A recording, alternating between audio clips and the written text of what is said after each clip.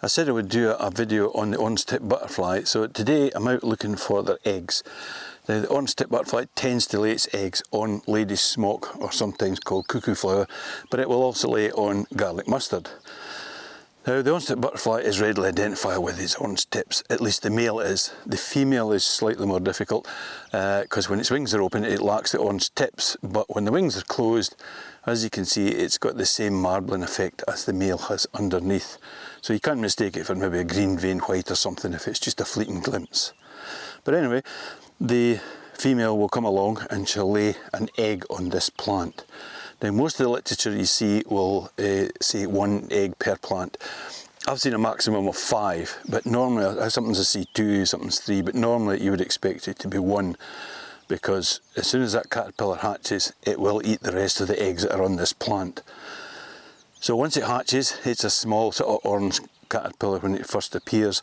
Then it will go through like a 5 instar stage, which basically means as it gets bigger, it will shed its skin until it finally gets to maturity, which is a fairly substantial for the size of butterfly anyway.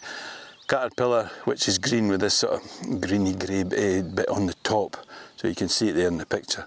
Now, as soon as it gets to that stage, it will then think that it needs to pupate. So it will head for somewhere safe and basically pupate, and then you end up with this chrysalis. And that will then probably 8-9 months before it will hatch.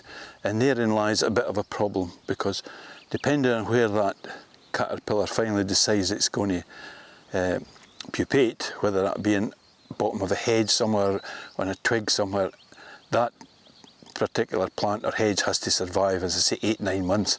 So when hedges are cut, when grasses are trimmed and things are cut back, these chrysalis can be destroyed. So it's a bit of a tough life for them, but hopefully there's enough will survive each year to produce more orange tips.